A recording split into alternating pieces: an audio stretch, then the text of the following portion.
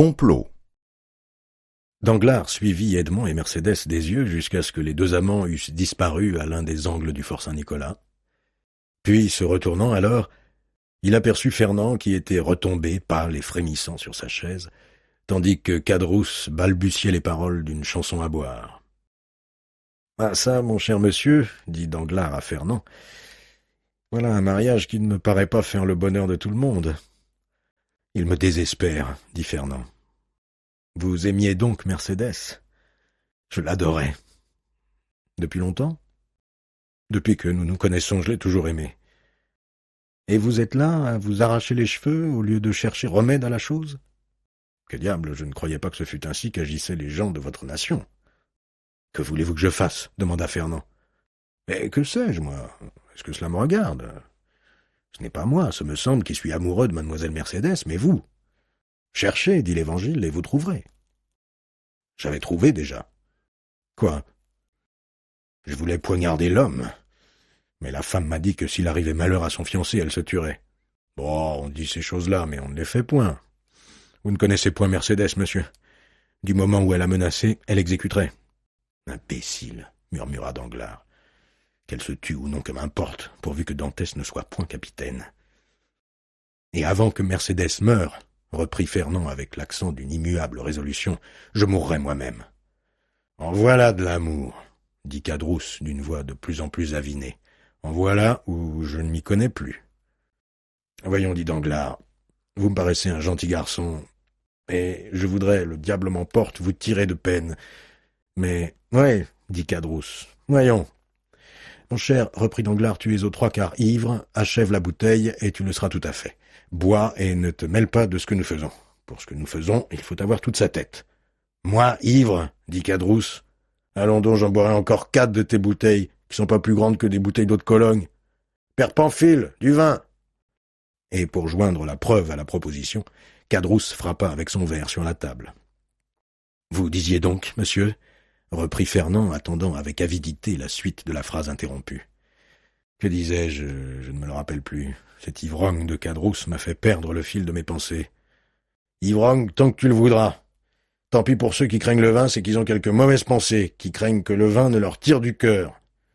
Et Caderousse se mit à chanter les 2 derniers vers d'une chanson fort en vogue à cette époque. Tous les méchants sont buveurs d'eau, c'est bien prouvé par le déluge. Vous disiez, monsieur, reprit Fernand, que vous voudriez me tirer de peine, mais, ajoutiez-vous... Oui, mais, ajoutai-je, pour vous tirer de peine, il suffit que Dantès n'épouse pas celle que vous aimez. Et le mariage peut très bien manquer, ce me semble, sans que Dantès meure. La mort seule les séparera, dit Fernand. Vous raisonnez comme un coquillage, mon ami, dit Caderousse. Et voilà Danglars qui est un finaud, un malin, un grec, qui va vous prouver que vous avez tort. Prouve, Danglars. J'ai répondu de toi. Dis-lui qu'il n'est pas besoin que Dantès meure. D'ailleurs, ce serait fâcheux qu'il mourût, Dantès. C'est un bon garçon. Je l'aime, moi, Dantès. À ta santé, Dantès. Fernand se leva avec impatience. Laissez-le dire, reprit Danglars en retenant le jeune homme. Et d'ailleurs, tout ivre qu'il est, il ne fait point si grande erreur. L'absence disjoint tout aussi bien que la mort. Et supposez qu'il y ait entre Edmond et Mercédès les murailles d'une prison. Ils seront séparés ni plus ni moins que s'il y avait là la pierre d'une tombe. Oui, mais on sort de prison, dit Caderousse, qui, avec les restes de son intelligence, se cramponnait à la conversation. Et quand on est sorti de prison et qu'on s'appelle Edmond Dantès, on se venge. Qu'importe, murmura Fernand. D'ailleurs, reprit Caderousse, pourquoi mettrait-on Dantès en prison ? Il n'a ni volé, ni tué, ni assassiné. Tais-toi, dit Danglars. Je veux pas me taire, moi, dit Caderousse. Je veux qu'on me dise pourquoi on mettrait Dantès en prison. Moi, j'aime Dantès. À ta santé, Dantès. Et il avala un nouveau verre de vin. Danglars suivit dans les yeux atones du tailleur les progrès de l'ivresse, et, se tournant vers Fernand, « Eh bien, comprenez-vous, dit-il, qu'il n'y a pas besoin de le tuer ?» Non, certes, si, comme vous le disiez tout à l'heure, on avait le moyen de faire arrêter Dantès. Mais ce moyen, l'avez-vous ? En cherchant bien, dit Danglars, on pourrait le trouver. Mais, continua-t-il, de quoi diable vais-je me mêler là ? Est-ce que ça me regarde ? Je ne sais pas si ça vous regarde, dit Fernand en lui saisissant le bras. Et ce que je sais, c'est que vous avez quelque motif de haine particulière contre Dantès. Celui qui est lui-même ne se trompe pas aux sentiments des autres. Moi? Des motifs de haine contre Dantès? Aucun, sur ma parole. Je vous ai vu malheureux, et votre malheur m'a intéressé, voilà tout. Mais du moment où vous croyez que j'agis pour mon propre compte, adieu, mon cher ami, tirez-vous d'affaire comme vous pourrez. Et Danglars fit semblant de se lever à son tour. Non pas, dit Fernand en le retenant, restez. Peu m'importe au bout du compte que vous en vouliez à Dantès ou que vous ne lui en vouliez pas. Je lui en veux, moi, je l'avoue hautement. Trouvez le moyen et je l'exécute, pourvu qu'il n'y ait pas mort d'homme, car Mercédès a dit qu'elle se tuerait si l'on tuait Dantès. Caderousse, qui avait laissé tomber sa tête sur la table, releva le front, et regardant Fernand et Danglars avec des yeux lourds et hébétés, « Tuer Dantès ?» dit-il. « Qui parle ici de tuer Dantès? Je veux pas qu'on le tue, moi. C'est mon ami. Il a offert ce matin de partager son argent avec moi, comme j'ai partagé le mien avec lui. Je ne veux pas qu'on tue Dantès. »« Et qui te parle de le tuer, imbécile ?» reprit Danglars. « Il s'agit d'une simple plaisanterie. Bois à sa santé, ajouta-t-il en remplissant le verre de Caderousse, et laisse-nous tranquilles. Ouais, à la santé de Dantès, dit Caderousse en vidant son verre. À sa santé, là. Mais le moyen, dit Fernand. Vous ne l'avez donc pas trouvé encore, vous? Non, vous vous en êtes chargé.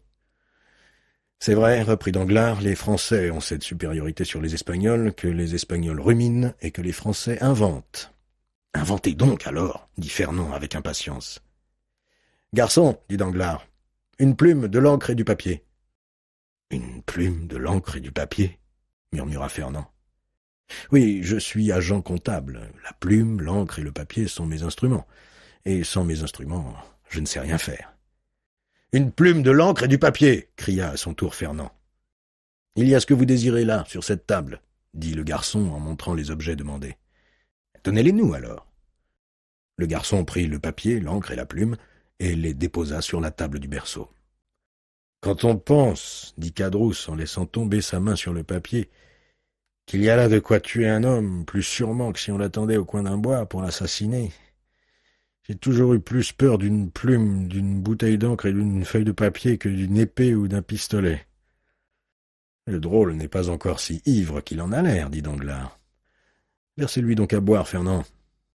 Fernand remplit le verre de Caderousse, et celui-ci, en véritable buveur qu'il était, leva la main de dessus le papier et la porta à son verre. Le Catalan suivit le mouvement jusqu'à ce que Caderousse, presque vaincu par cette nouvelle attaque, reposa, ou plutôt laissa retomber son verre sur la table. « Eh bien, » reprit le Catalan en voyant que le reste de la raison de Caderousse commençait à disparaître sous ce dernier verre de vin.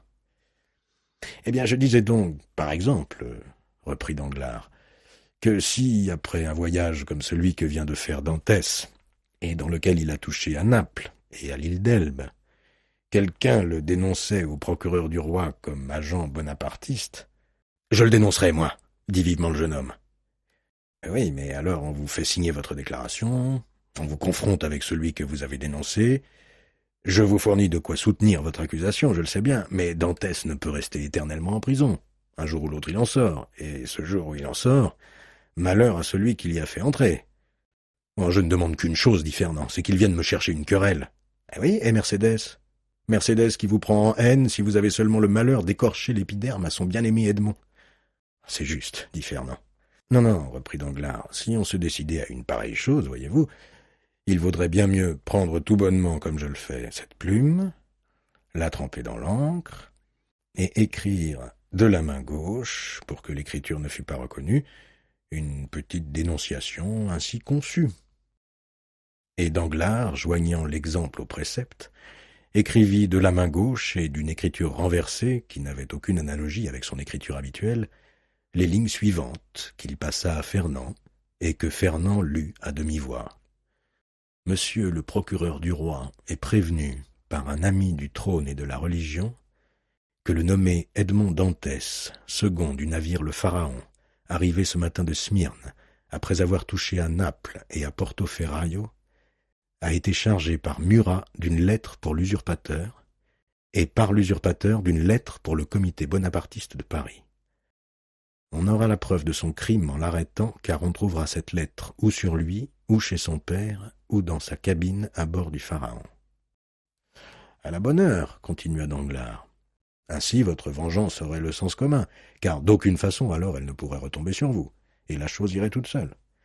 Il n'y aurait plus qu'à plier cette lettre, comme je le fais, et à écrire dessus « À monsieur le procureur royal ».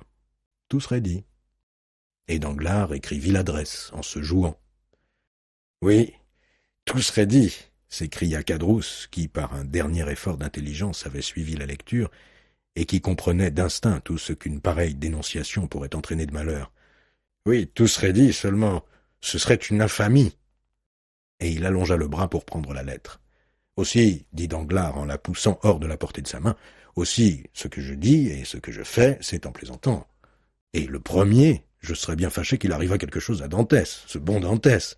Aussi, tiens, il prit la lettre, la froissa dans ses mains et la jeta dans un coin de la tonnelle. « À la bonne heure, dit Caderousse, Dantès est mon ami et je ne veux pas qu'on lui fasse de mal. »« Eh, qui diable y songe à lui faire du mal? Ce n'est ni moi ni Fernand, » dit Danglars en se levant, et en regardant le jeune homme qui était demeuré assis, mais dont l'œil oblique couvait le papier dénonciateur jeté dans un coin. « En ce cas, reprit Caderousse, qu'on nous donne du vin. Je veux boire à la santé d'Edmond et de la belle Mercédès. »« Tu n'as déjà que trop bu, ivrogne, dit Danglars. Et si tu continues, tu seras obligé de coucher ici, attendu que tu ne pourras plus te tenir sur tes jambes. »« Moi, dit Caderousse en se levant avec la fatuité de l'homme ivre, moi, ne pas pouvoir me tenir sur mes jambes. Je parie que je monte au clocher des Accoules, et sans balancer encore. »« Eh bien, soit, dit Danglars, je parie, mais pour demain. Aujourd'hui, il est temps de rentrer. Donne-moi donc le bras et rentrons. »« Rentrons, dit Caderousse, mais je n'ai pas besoin de ton bras pour cela. Viens-tu, Fernand? Rentres-tu avec nous à Marseille? »« Non, dit Fernand, je retourne aux Catalans, moi. »« Tu as tort, viens avec nous à Marseille, viens. »« Je n'ai point besoin à Marseille et je n'y veux point aller. »« Comment as-tu dit cela? Tu ne veux pas, mon bonhomme. Eh ben, à ton aise. Liberté pour tout le monde. Viens, Danglars, et laissons monsieur rentrer aux Catalans, puisqu'il le veut. » Danglars profita de ce moment de bonne volonté de Caderousse pour l'entraîner du côté de Marseille.